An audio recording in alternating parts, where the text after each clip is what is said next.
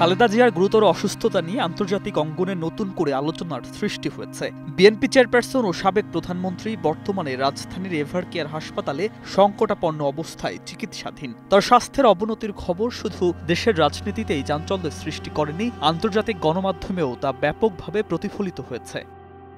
নতুন এবং ফিরে আসা গ্রাহকদের জন্য নগদে চলছে ক্যাশব্যাক সহ প্রতিদিন হাজারো উপহার জেতার সুযোগ। হবে আশা আর ফেরা, সারপ্রাইজ সেরা।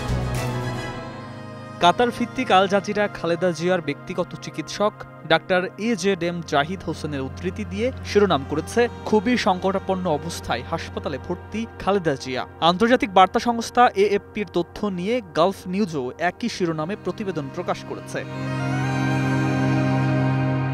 পাকিস্তানের ডন নিউজ, আরব নিউজ এবং ভারতের এনডিটিভি একাধিক প্রতিবেদন প্রকাশ করে তার শারীরিক অবস্থার গুরুত্ব তুলে ধরেছে। এনডিটিভির একটি প্রতিবেদনের শিরোনাম ছিল, বাংলাদেশের সাবেক প্রধানমন্ত্রী সংকটাপন্ন অবস্থায় হাসপাতালে ভর্তি।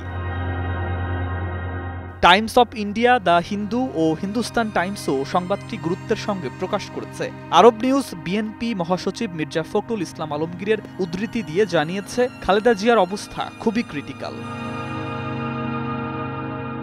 ডাক্তার জাহিদ হোসেন জানিয়েছেন, গত 3 দিন ধরে তার অবস্থার তেমন কোনো পরিবর্তন হয়নি। চিকিৎসা সংক্রান্ত সিদ্ধান্ত মেডিকেল বোর্ড নেবে এবং অনুমতি মিললেই বিদেশে নেওয়ার প্রস্তুতি রয়েছে। পরিবার ও দলের নেতারা দেশবাসীর কাছে তার সুস্থতার জন্য দোয়া চেয়েছেন। সুকান্ত সরকার, 21 টেলিভিশন।